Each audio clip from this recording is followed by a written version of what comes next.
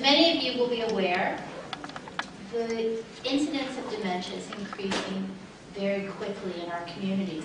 Much of that is due to age, which is the single largest risk factor for developing a dementia, but also other things such as diabetes, head injury, cardiovascular disease, all add to our risk of developing dementia. And one of the things we've been doing a lot this year is focusing on the person with the disease. Because we, as people are being diagnosed much earlier in the disease process, they're telling us, hey guys, Alzheimer's Society, it's not enough to have education and support groups for our care partners. We want you to be providing services for us as well. So if you know anyone who's been affected by dementia in our communities, please refer them to the Alzheimer's Society. We support any form of dementia, and we really believe that there's a lot of quality living long after diagnosis. And it's very important that we tell the stories of those who are living well with dementia. Today I met with a group of persons in the early stage of the disease, and they said, the negativity about this disease has got to stop. There is a lot of good living long after diagnosis. See me and not the disease. And that's been our motto and our message this year as part of our Alzheimer awareness strategy. Now I have the pleasure of introducing a wonderful woman named Beatrice Kemp. And Beatrice is going to share an amazing story about her husband in just a few minutes, but she has an amazing story of her own. And any of you who've worked in Hamilton for any period of time will remember that Bea was the executive director of the Catholic Children's Aid Society. And at that time, I was a government employee and had the pleasure of working with her and saw how hard she worked for children at risk in our communities and lobbied for them to have high-quality lives. And I know that she's now doing the same for people who are aging in our communities. So please join me in welcoming Beatrice Kemp.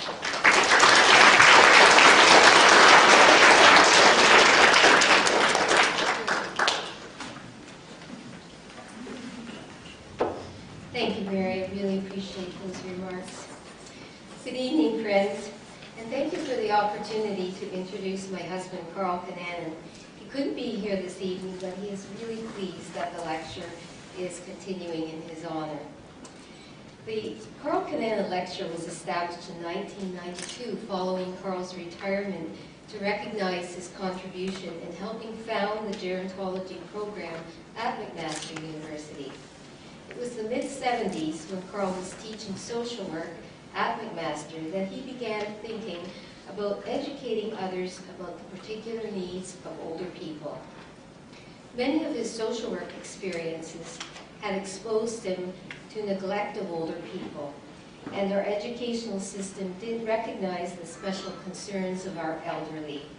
He believed the interests of older people within many organizations took low priority, and he saw a need to develop special approaches in working with them. It also concerned Karl that Canada had the largest percentage of institutionalized persons of any country, largely because our seniors didn't have many services readily available to them in their homes. Karl hoped that formal studies in aging would awaken the need for more professional services and create awareness of the importance of encouraging interest in older people. His goal was that our older years be fulfilling and satisfying, living in cooperation and intimacy with our fellow beings, in our own homes, in communes, large extended families, small homes for older people, and other institutions. Karl designed the first introductory course in gerontology to provide knowledge of the aging process, plus awareness of the personal problems that are presented by aging. He wanted to educate people about the particular needs of the elderly and enable them to give direct, practical help to seniors. He also organized experiential learning situations, providing students with an opportunity to work with older adults. And at the same time, he asked older people to volunteer to participate in the gerontology courses as senior tutors. to share their knowledge and experience about life and aging, and to act as positive role models for meaningful, creative aging. Gerontology proved very popular among students, and its success helped Karl in his efforts to convince McMaster to develop a degree program in studies on aging, beginning with the Summer Institute at McMaster. With the help of a number of other like-minded individuals, McMaster University's degree program in gerontological studies, the first in Canada, became a reality. Karl is a modest man. He doesn't boast about his accomplishments. If he were here tonight, he would simply say, "I'm pleased I was able to make a small contribution to these developments." I hope you enjoyed tonight's lecture.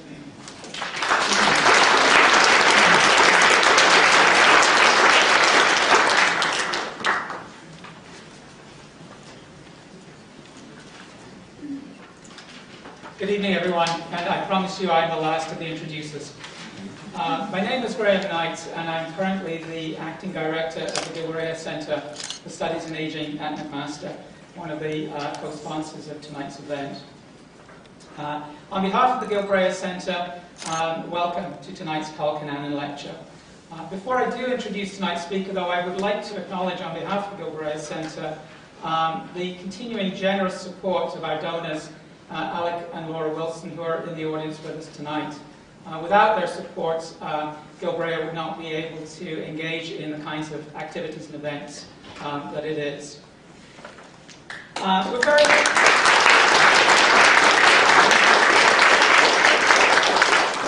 We're very fortunate to have as our guest speaker tonight Dr. Pia Kontos.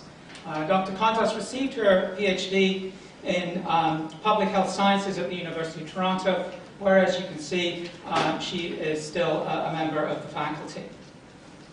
I'm sure that many of you are already familiar with Dr. Kontos and the significance of her research.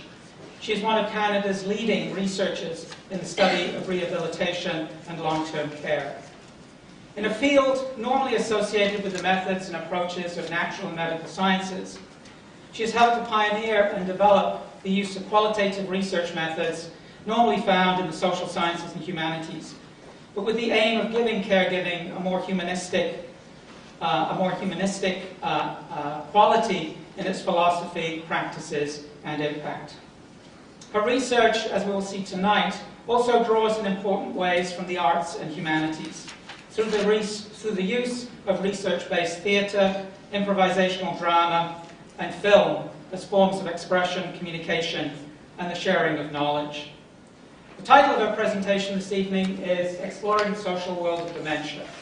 Before I ask you to begin the presentation, though, I would ask you, please, if you have any questions, could you save them until the end of the presentation, as there will be time then for you to ask those questions and for us to have some discussion. Thank you.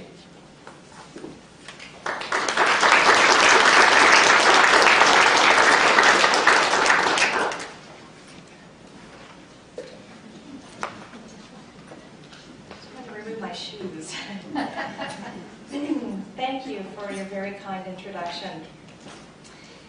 It's an immensely humbling experience to have been chosen to give this year's lecture that honors the pioneering work of Karl Kinanen. Alzheimer's disease is considered to be the most frightening condition that faces the older population in the 21st century. We fear this disease like we fear no other. I think the source of these fears is the assumption that individuals with Alzheimer's disease lose what, according to Western culture, defines us as humans, and that is our selfhood. With the onset and progression of Alzheimer's disease, it is presumed that the self is becoming increasingly devoid of content until ultimately there's nothing left. Richard Taylor, who has published a book about his own experience living with dementia, reflects on public perception. He writes, "I think that for most people, Alzheimer's disease means a certain death before your natural time, preceded by a period of time during which you've been stripped of your personality and your memories and have become someone you cannot imagine. You have no dignity and no sense of self, and eventually you just sit around waiting for your body to forget how to keep itself alive." But do we cease to be persons when we lose our memory? Rachel Remen, a physician, therapist, and professor at the University of California, San Francisco School of Medicine, recounts a true story told by a cardiologist named Tim to a class of medical students about his father who suffered from Alzheimer's disease. He explains that over a period of 10 years, his father had slowly deteriorated until he was unable to speak, clothe, or feed himself. One Sunday, while Tim's mother was out doing the shopping, he and his brother, who were then in their teens, watched football on television as their father sat close by in a chair. As Tim recalls, suddenly his father slumped forward and fell to the floor. His older brother instructed him to telephone 911, but before he could respond, his father spoke for the first time in nearly 10 years. "Don't call 911, son. Tell your mother that I love her. Tell her that I'm all right." And Tim's father died. Now, because he died unexpectedly at home, the law required that they have an autopsy, which revealed that Tim's father's brain was almost entirely destroyed by this disease. This incident, given the severity of his father's cognitive impairment, led Tim to ponder who spoke. Now, social scientists and health science scholars are increasingly engaged with this query and are challenging the loss of self that's so widely associated with the cognitive deficiencies which lie at the core of the illness. Indeed, I think one of the most important developments in dementia care in the last decade is growing acknowledgement of the perspective of persons with dementia and the significance of their lived experience. Building on this important work that challenges the assumption that dementia is a living death, my research brings to the fore human relationships, the commonplace elements of social interaction, and the significance of the body, its gestures, movements, and behavior for meaningful self-expression. It is the richness of the social world of dementia that is the focus of the first part of my presentation this evening. The second part of my presentation will focus on the practice implications of recognizing the importance of the body for self-expression in dementia, and specific innovations in person-centered dementia care that I argue are central to achieving a new ethic of care. Now, I'd like to begin my presentation of expressions of persons with Alzheimer's disease by recounting an experience from my first day in a long-term care facility, where I did extensive observational research. This dates back now to 2001. It began with breakfast in the dining room. I sat at a table with 3 residents, all of whom were participants in my study, and all of whom had moderate to severe Alzheimer's disease. As breakfast was being served amidst the aroma of toast and coffee, I wondered how I should introduce myself to the women at the table, given that this was my first day of observations in the facility. Suddenly, the woman seated next to me, Edna, held out a piece of toast. "You must be hungry," she said. "No, thank you. I ate at home before I left this morning," I answered. "You don't live here?" placing the toast back on her plate. "No, I don't." "Do you have a mother or a father here?" "No, I don't. I'm here because I want to learn about your experiences living here." Edna turned to Anna, who was seated next to her, and said, "Did you hear that? She wants to learn from us." "Why not?" responded Anna. "We're not dopes here." Edna moved closer to me and nodded approvingly. "Are you Jewish?" she asked. "Yes, I am." "Are you married?" she persisted. "Yes." "Any children?" "No, not yet." "What does your husband do?" she asked. "He's a lawyer." "Oh," throwing her head up and back, "so you didn't just marry a dummy." A personal support worker approached the third woman at the table, and as she fastened a bib around her neck, she said, "There you go, Ethel." Ethel replied, "I'm not smart." The personal support worker told Ethel in an assuring tone that she was smart and talented, referring to the needlepoint work that decorated the walls of her room, all done by Ethel's hand. Ethel said to her, "You are nice lady." And Anna repeated, "You are nice lady," imitating Ethel's thick Polish accent. Ethel laughed, and pointing to Anna, she said, "You say what I say," and Anna and Ethel laughed together. Another resident sat down at the table next to ours and began sipping his coffee. Suddenly, Anna pointed at him, yelling, "You should have your juice first, then your coffee." He looked at her and said, "Bah!" And Anna responded, "Bah!" And then he said, "Bravo!" And she repeated, "Bravo!" A personal support worker passing by our table leaned in towards me and said, "That's Abe," as she pointed to the resident who was interacting with Anna. Then, opening his mouth wide, Abe shouted, "La la la la la!" and his top dentures fell out. He caught them in his hand and laughed, and Anna was laughing as she was slapping her knee. Ethel shook her head in disapproval. She stood up from the dining table and asked, "Which way do I go?" which I later learned was a perpetual query of hers. Anna replied, "This way,"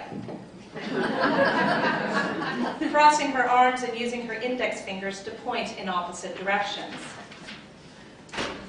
Ethel looked in the direction that each of Anna's index fingers pointed to and then laughed.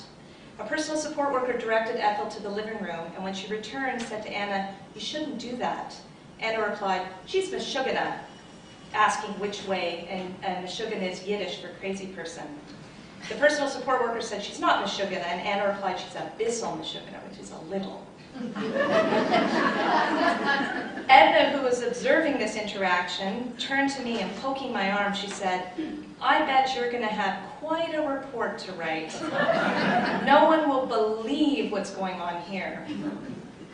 Now, Edna was no doubt referring to the expected disbelief that older adults could behave in such a foolish manner. However, and upon further reflection, I realized that more importantly, or perhaps what be held in disbelief, was that cognitively impaired residents living in a long-term care facility could be capable of engaging in such a lively exchange at the dining table, replete with humor, mockery, foolishness, suggestions of dignity and integrity, and even some unkindness. My first experience there, as well as the 8 months of observations that ensued, disclosed a world that went far beyond what the clinical construct of cognitive impairment would permit.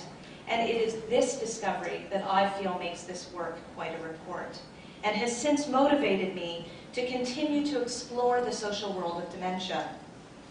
The empirical examples that I'll be presenting for you this evening are drawn largely from my observations in this particular long-term care facility. But they're also drawn from excerpts from fictional and non-fictional accounts of Alzheimer's disease, from documentary film about Alzheimer's disease, and also from the controversy surrounding the late paintings of abstract expressionist Willem de Kooning. Now, I've organized the expressions of Alzheimer's disease that I'll be sharing with you, or more correctly, expressions despite Alzheimer's disease, into the following thematic categories: gesture and speech, social etiquette, empathy, and creativity. And creativity has 3 sub-themes that I'd like to share with you: the painterly hand, the musical self, and dance. These themes and sub-themes disclose a narrative about relationships and communication, caring, expression of preference and style, social norms and customs, and creativity. It's a narrative that demonstrates that despite even severe Alzheimer's disease, there can be an awareness of surroundings, engagement with the world, and interaction that has purpose and meaning. Gesture is a phenomenon that often passes without notice, and yet in face-to-face interaction, it's an important resource for communication. Meanings emerge out of a complex relation between language, gaze, gesture, and bodily attitude, and thus attention to the kinds of information that the body encodes, as well as how gesture and speech work together, is critical.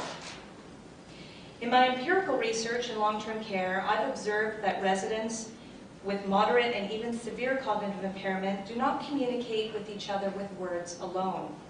They use facial expression, the play of the eyes, the movement of other parts of the body, and the tone of voice. Gestures, movements of the hands, head, feet, and legs, facial expressions, eye behavior, and posture all carry implication and meaning for the residents. These gestural resources were employed regularly to convey praise, blame, thanks, support, affection, gratitude, disapproval, dislike, sympathy, greeting, farewell, and so on. Slight head nods, eye and lip movements, chin thrusts, shoulder nods, hand and finger movements, as well as leg and foot shifts were all intentional, informative, communicative, and interactive. Gestures, pauses, and other bodily movements were so natural and identifiable that it was difficult to detect just from observing their bodily actions that many of them were severely cognitively impaired. Residents' direction of their gaze was of central importance, specifically where they looked, for how long they looked, and what they looked at. Simply looking at another resident could initiate an encounter. And this is an example. Bertha and Anna were seated across from one another in the lounge. Suddenly, their eyes met, and Anna smiled. Anna's smile triggered a smile in Bertha, making her resonate with animation. The sudden appearance of a smile on Bertha's face was extraordinary because it transformed her usual expressionless face. Bertha's smile seemed to reanimate Anna's fading smile, and several moments ensued of linked smiles back and forth. Now, there were many instances where word-finding difficulties led residents to replace aspects of speech with gesture. Anna and Goody were seated in the living room together, side by side, in two armchairs. Anna turned herself in her chair so she was facing Goody and began telling her about Abe's daughters who frequently come to visit. They always wear those things, big, nice. Goody nodded up her face, apparently confused about what Anna was trying to convey. She shifted herself slightly so that she was leaning in towards Anna. As Anna continued, beautiful, they're so big, nice. She did this. Goody said, oh, yes, lifting her eyebrows with her eyes wide open as she followed Anna's gestural illustration of the large hats that Abe's daughters wore. Anna lowered her hands and said, beautiful, and Goody said, mm-hmm, as she sat back in her chair and then replied, yes, beautiful. Now, in the following example, despite that gesture has a direct verbal translation, gesture effectively replaces speech, given that the meaning of the gesture is actually seen in the gesture itself. The example will make this clear. Florence was seated in the living room eating a piece of bread with jam. She watched as an immensely overweight personal support worker passed by, and then turned to Edna and said, it's terrible, chin pointing at the personal support worker. Edna looked at the personal support worker, then leaned in closer to Florence and said, what? Knitting her brows and lowering her eyelids. Florence filled her cheeks with air so she looked like a chipmunk, and holding her hands way out to her sides, repeated, it's terrible. As Florence continued to eat the bread, Edna said, oh, she's fat, and then pulled herself back in her chair. Edna paused for a moment, and then leaning in extremely close to Florence, she said in a whisper, there's a lot of fat people here. And Florence replied, that's right, in a matter-of-fact way. And Edna shifted back into her chair, and Florence continued to eat her bread. Now, even when speech is absolutely incoherent, meaning can still be discerned. This is aptly illustrated by Eleanor Fuchs in her book, Making an Exit. I don't know if you're familiar, it's a very good read. And in this book, she writes of her mother's experience with Alzheimer's disease.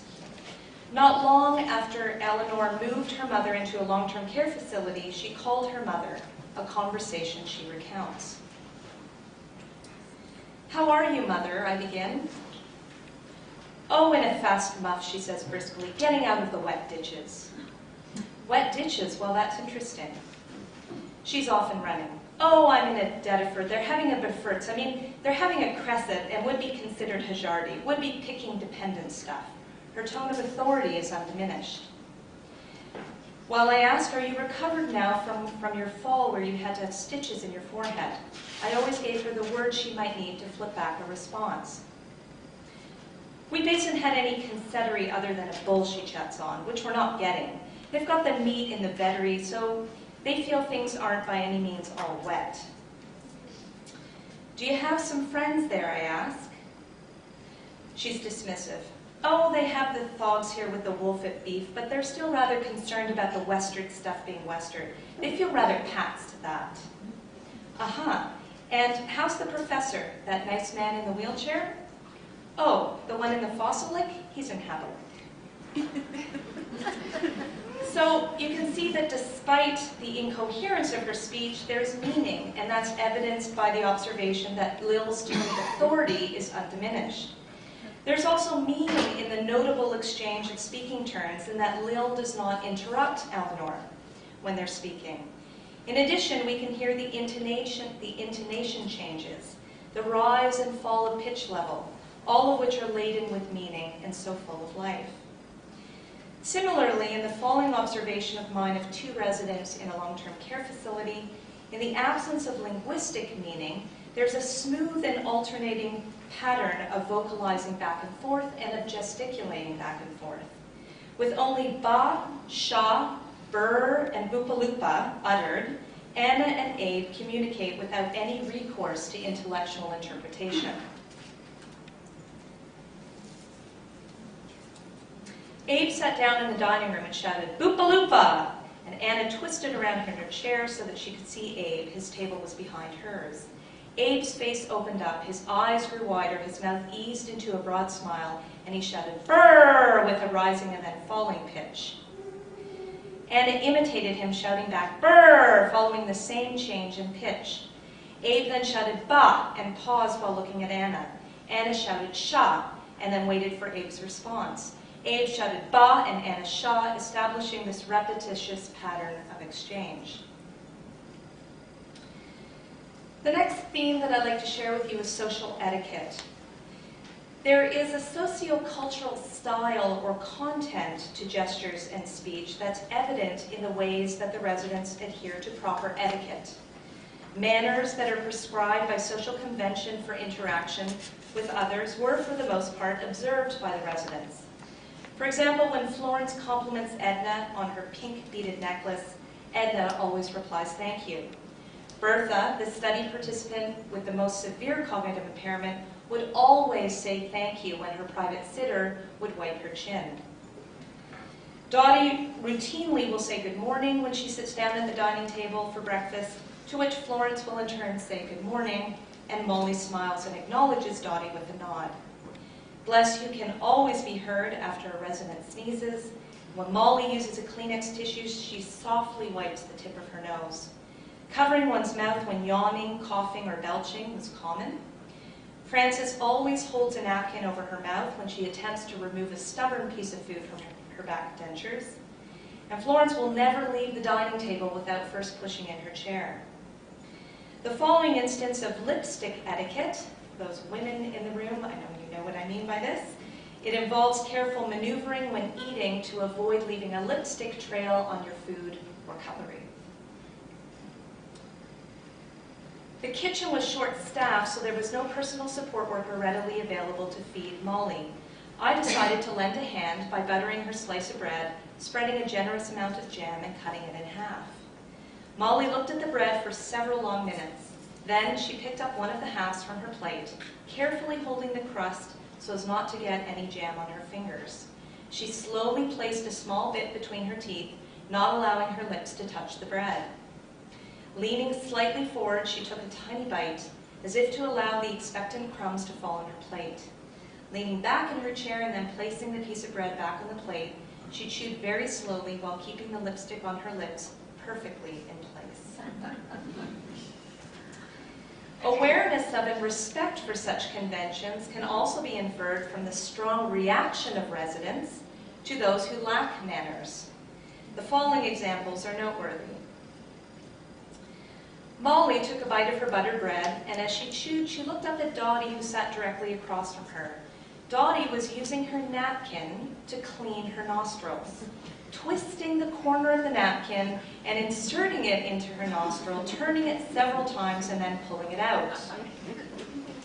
As Dottie inspected the napkin after pulling it from her nose, Molly frowned and abruptly put her bread down on the table. She looked at the personal support worker with a scrunched up nose, the corners of her lips curved downwards, and furrowed brows. It was an expression of disgust. Abe belched very loudly in the dining room. Anna, who was seated just one table over, held her hands over her ears and shouted, Tell them Meshugana, which is Yiddish for crazy person, stop it. So, put very simply, behavior is negatively sanctioned when it offends the sensibility of one's selfhood. There was a great deal of empathy expressed between residents as when a resident touched another's arm very tenderly, offering comfort to ease agitation. Giving attention through an open and gentle presence, and looking at and listening to each other were other ways in which the residents expressed empathy with each other. There was absolutely no uncertainty in these gestures and expressions. They communicated affirmation of one another as human beings. In many instances, residents responded to a perceived vulnerability in another resident. The following instances exemplify this. After breakfast, Dora was in her wheelchair in a lineup of residents against the wall in the hallway. The resident next to her was crying out, "Nurse, nurse," and started to weep and repeated the same phrase over and over, "I want to go home." Dora reached over and placed her hand gently on top of the resident's forearm. Holding her hand there, she sang Tumbalalaika, which is a Yiddish lullaby. Bertha was extremely agitated. She walked into the living room and sat down next to Ethel, who was sleeping. Bertha's cries woke up Ethel, who watched her for a moment. Ethel put her hand on Bertha's knee and leaned close to her body, looking at her face. Bertha's cries quieted to a gentle moan.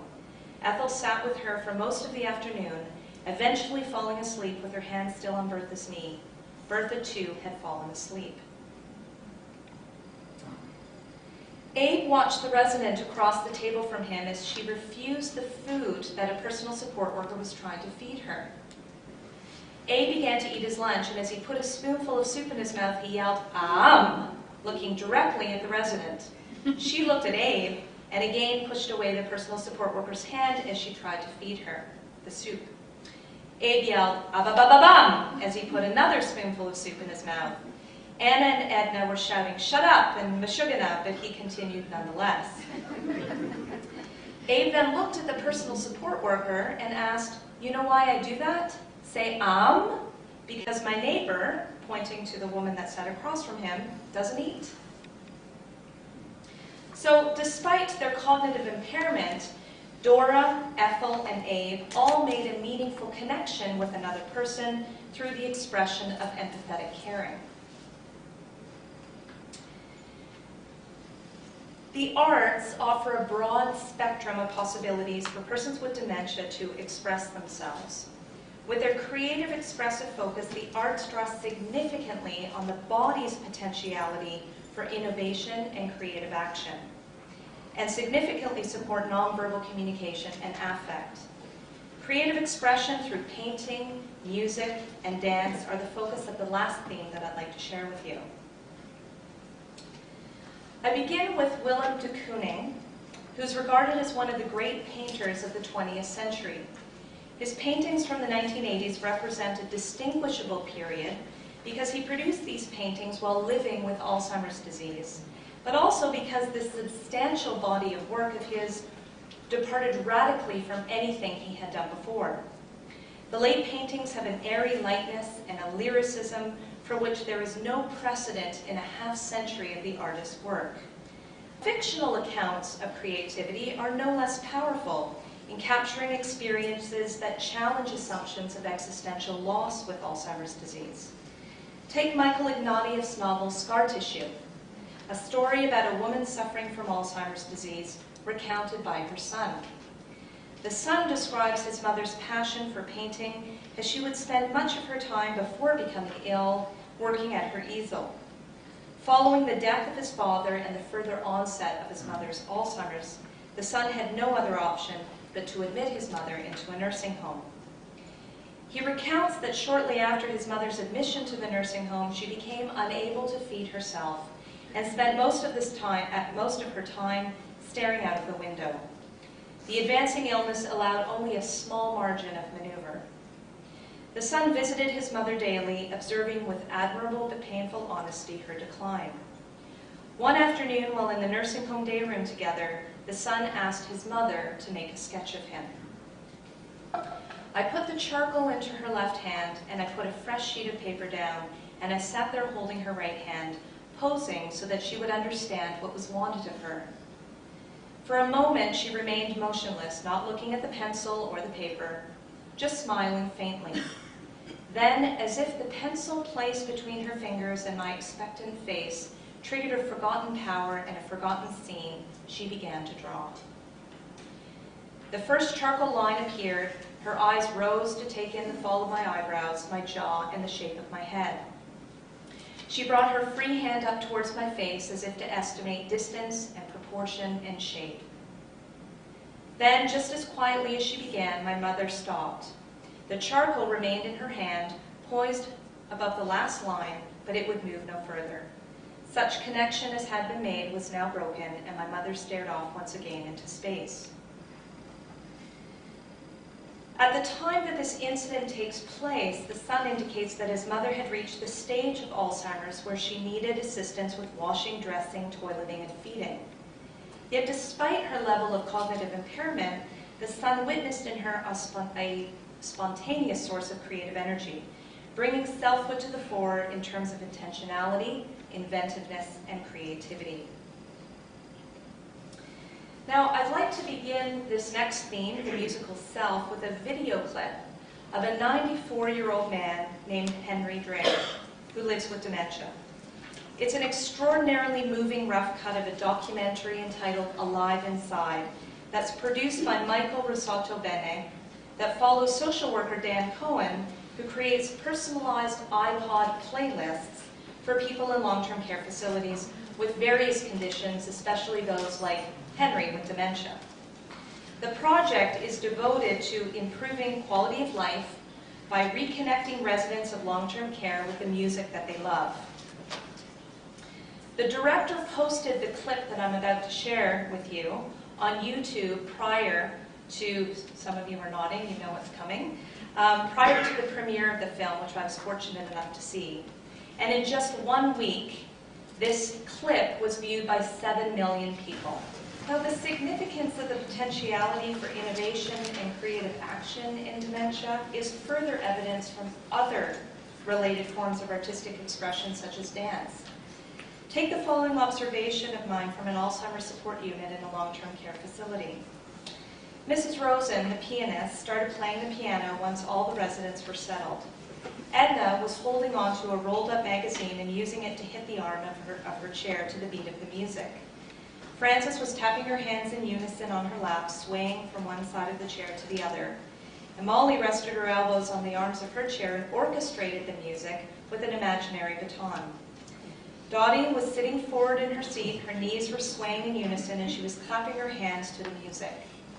Jacob closed his eyes and tilted his head from side to side as he listened to the music. Suddenly, Edna got up and asked Florence, who was seated next to her, to dance. Florence squinted her face and said, nah. Edna then asked Ethel, who was seated just next to Florence, and she too said no. With her legs already moving to the music, Edna waved her hands in the air as she shuffled from side to side. Before long, she was joined by a partner. Their hands clasped, and Edna immediately released her right hand and twirled around under her partner's arm, returning to the position of facing him. They held hands and moved in towards each other, almost touching chests, pushing their arms out to the side and then pulling away from each other, still holding hands and allowing their arms to stretch out in front of them. Edna also swung her hips from side to side, accentuating the movement by turning her right toe inward as she swung her right hip, and then the same with her left side. They made eye contact with each other, and they smiled and laughed as they danced. Now, my observation of Dora during a Hanukkah celebration powerfully captures her love for dance, requiring neither a partner nor even to stand from her wheelchair. The concert began with piano and a strong alto voice, filling the room with Yiddish song. As I stood listening and watching, I noticed Dora. Somehow, sitting in her wheelchair, Dora was dancing. She created a sense of fluidity and abandon with the elegant movements of her arms above her head and the delicate wiggling of her fingers, slowly lowering her hands to each side of her wheelchair. Dramatically tossing her head back, she extended her arms above her head in the style of an arabesque.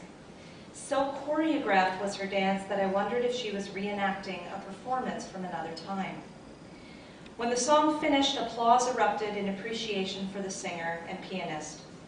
And Dora moved her upper body forward in her chair as if to take a bow for her own performance. Now we can see that the movements of the residents here are perfectly suited to the circumstances without having to think of how to make them so, or to reflect, or to articulate reflectively the principles on which they're based. The residents are clearly not launching their bodies into blind attempts to move their bodies. Every movement has purpose. And I feel we need to see this capacity in those with dementia for the richness that it is, and to support the body's potentiality for innovation and creative action expressed through nonverbal communication and affect. And it's precisely such an approach that promises to enrich caregiving practices and to improve the quality of life of those living with Alzheimer's disease. If our fortune is to live long enough, most of us will find that our mental capacity is slipping. We may find ourselves more dependent on others, just as others may have depended upon us. And as I hope that I've illustrated in this first part of the presentation, even after our memories blur and words fail us, we still hold inside ourselves something vital, something communicable, something of who we are. And this was illustrated in all the examples that I shared: relationships and communication, caring, expressions of norms and customs, and creativity. So while we all eagerly await a cure for Alzheimer's disease, I feel that there's another approach besides scientifically informed paths to prevention that we can use now to improve those who are living with this illness, to improve the lives of those who are living with this illness. That is, we must take part in the creation of a new ethic of dementia care that supports the breadth and significance of such expressions. Now, the ethic of care that I'm advocating here builds on the philosophy underpinning more humane approaches to persons with dementia, which is referred to as person-centered care, in which non-pharmacological approaches are recommended before resorting to medication to manage challenging behaviors. Now, although long-term care programs across Canada now mandate person-centered approaches to care, large proportions of nursing home residents still receive major tranquilizers for behavioral symptoms. I think that there are two significant limitations of person-centered dementia care that exist.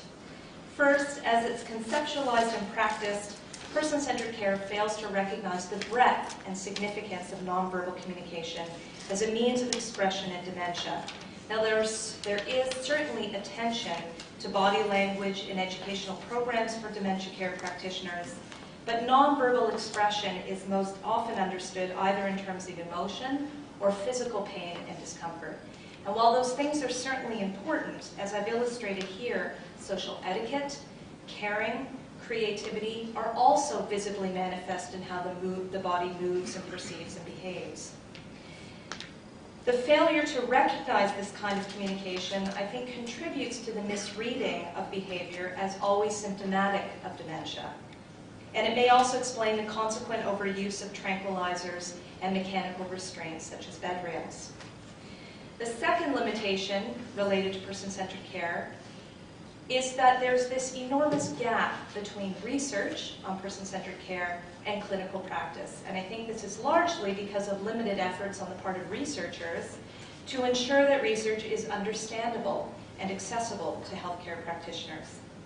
So in my work, I have tried to address both of these limitations. One way has been through the incorporation of arts-based approaches to person-centered dementia care, since I believe they offer a broader and richer repertoire for self-expression than many other therapeutic approaches. A recent report noted that the long-term care sector significantly lags behind other sectors of healthcare in terms of the incorporation of the arts. This underutilization is surprising given the rapidly growing field of arts in healthcare that integrates the arts into a wide variety of healthcare settings for therapeutic, educational, and expressive purposes. In response to this underutilization, I'm currently leading a nationally funded study that's exploring the effects of elder clowning on a group of residents with Alzheimer's disease in a long-term care facility. Drawing on music, theatrical devices like puppetry and, of course, the red nose, humor and emotional elements such as slapstick, and physical performance such as dance, clowns create contexts that enable individualized, improvisational, and often humorous social exchanges. So another way that I've worked to address the limitations of person-centered care that I identified before is through the development of an educational program for dementia care practitioners. And the program emphasizes the importance of bodily movements and gestures for self-expression by persons with cognitive impairment, and the positive relational outcomes that can result from this approach. Now, time won't permit a full explication of the program here, but what I wanted to share with you are 2 clips from a film-based component of the program that I co-produced entitled Expressions of Personhood in Alzheimer's. So this is a collection of vignettes that are based on the observational research that I described earlier. And the dramatic portrayal of interactions between staff and individuals with Alzheimer's disease was intended to facilitate the course participants' recognition of opportunities to recognize and support such expressions. So for this particular project, we collaborated with professional actors. One might expect indifference to appearance from a woman with such severe dementia, yet I think that with that very simple but powerful gesture, she clearly refutes that and suggests a very strong and continuing presence. Now, an evaluation that I conducted of the drama components of this educational program, we found that they were very effective. Significant findings included a new awareness amongst the practitioners who took the course that residents' body movements can convey meaning. This led practitioners to decipher the trigger of the behavior, and when this was accurately deciphered, either by seeking biographical information from families or by proximal and intimate relations with residents, which afforded a unique and specialized knowledge, the appropriate tailoring of care reduced agitation by addressing the need expressed, and this in turn improved the time efficiency of practice in the absence of medication to manage behavior. So very, very significant findings. The following account by a nurse who took the program further exemplifies the importance of understanding embodied self-expression, in this case of a male resident who appeared to randomly strike others during meals. However, once a connection was made between his removing his hat before entering the dining room and hitting those who were seated at the table who were wearing a hat, it was clear that his aggressive behavior was related to the etiquette of men removing their hat before dining. So the nurse came to perceive the resident's behavior as a meaningful expression that could be managed without medication or other forms of restraint, specifically reassigning him to a table where no one wore a hat. Now, interviews with the healthcare practitioners who took the course indicated that knowledge gained through familiarity was highly valued as a means to anticipate and diffuse challenging behavior. For example, personal support workers expressed an understanding that nonverbal anger outbursts were expressions of personal preference. So one example, if you put on the wrong shirt, they'll kick it at you or throw it away and things like that. And another shared this example, if they don't like fish and you put fish in front of them, it turns out to be a really bad situation. You know, somebody could just knock it off the table. Now, knowledge of biographical history further facilitated understanding of residents' behavior and the individualizing of care. In one example, a personal support worker was able to intuit a causal link between the resident's faded ink tattoo on her arm, the Holocaust, and the terror induced by showering. I have one resident too, and I'm sure because I read a lot of books about the concentration camp, you know, very, very sad, you know, what they did to people. And one lady, when we always taking her for showers, she's very scared when you put the water. When we give her a shower, she's screaming. And this lady has the numbers, you know, on her hand. She remembers this. And we give her a nice bath, you know, in the bed, and you know what? Believe me, she was quiet. She was quiet and not scared. So knowledge of this particular resident's life history enabled the personal support worker to correctly interpret the screaming, but also to alter the institutional care routine that, in other words, she gave the woman a bed bath instead of a shower. And so she acknowledged that the effects of atrocity of mass killings and gas showers transcend time and evade cognitive impairment. Now, care decisions should be consistent with the resident's life history, their values, beliefs, past routines, and activities and preferences. Some personal support workers reflected on their own practice experience involving resident preferences and the subsequent insight that they gained when they spoke to family. We give her coffee, and then the daughter came and she said she's English, she likes tea. She always had tea. So, you know, sometimes we're doing the complete opposite of what they really want or what they're used to.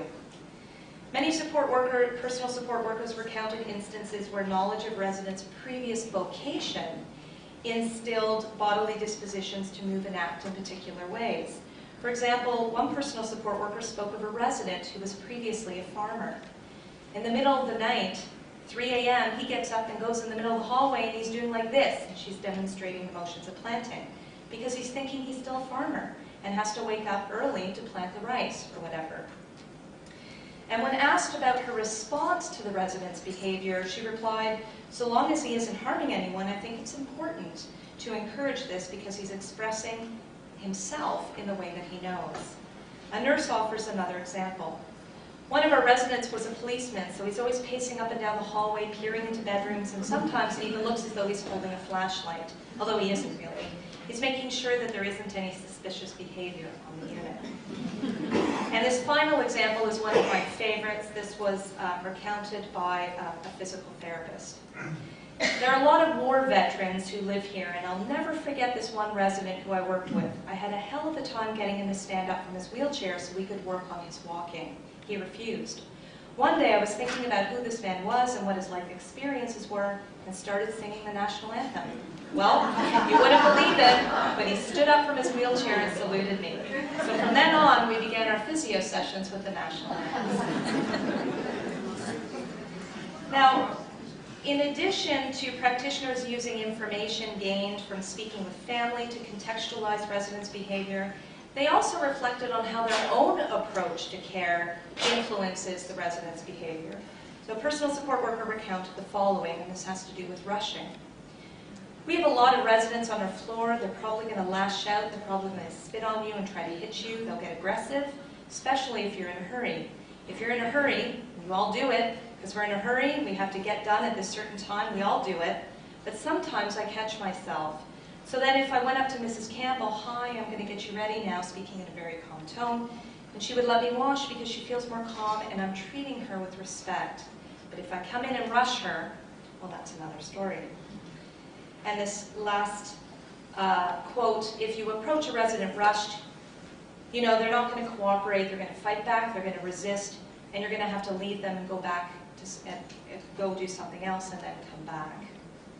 So this is all to say that behavior is not always symptomatic of dementia.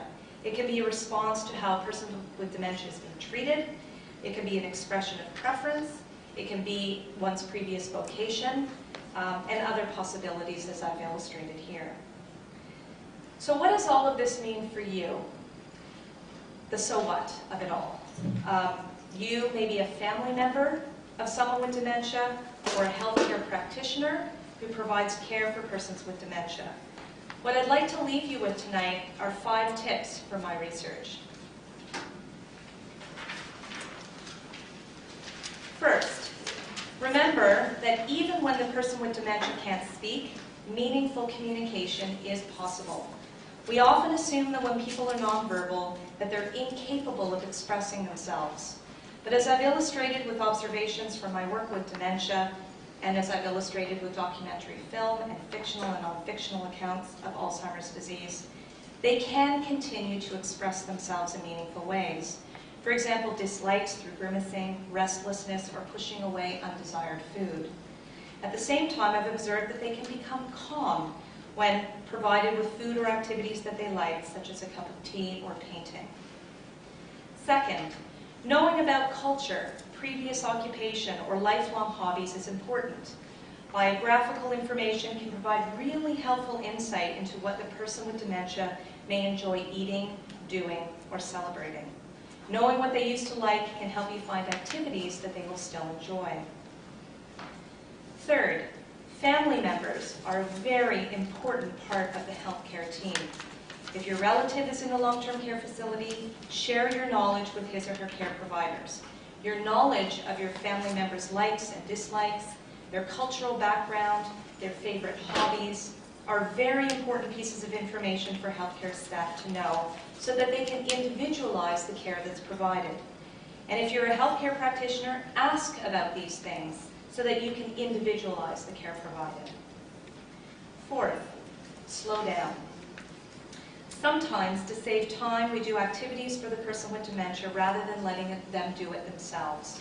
Or we underestimate the time it takes to help someone else dress, wash, or feed themselves, and we rush through the tasks.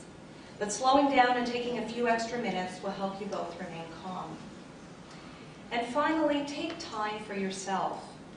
Taking care of a relative with dementia can be rewarding, but it can also be time-consuming, challenging, and exhausting. One of the best things that you can do is take good care of yourself while you take good care of others. Every caregiver should take at least a few hours every week for themselves to go out with friends, family, go for a walk, see a movie, or take a long hot bubble bath. If you know a caregiver, it would be a nice gesture to offer to help with some of their responsibilities occasionally, or help plan an outing or a meal together. And if you're a healthcare practitioner, taking time for yourself is no less important. We all know that staff in long-term care facilities are facing heavier care loads, and you carry out such important work. Similar to family caregivers, by avoiding burnout and remembering that you need nurturing too, you can approach the demands of your work in a healthier and calmer frame of mind. There's an African proverb that states, if you want to go quickly, go alone. And if you want to go far, go together. In the context of dementia, I believe that we need to do both. That is, we need to go far in terms of bringing to fruition this new ethic of care that I've described, but also go quickly, given the moral imperative to recognize and support the humanity of those who are living with Alzheimer's disease. So I will stop there, and I thank you for your attention.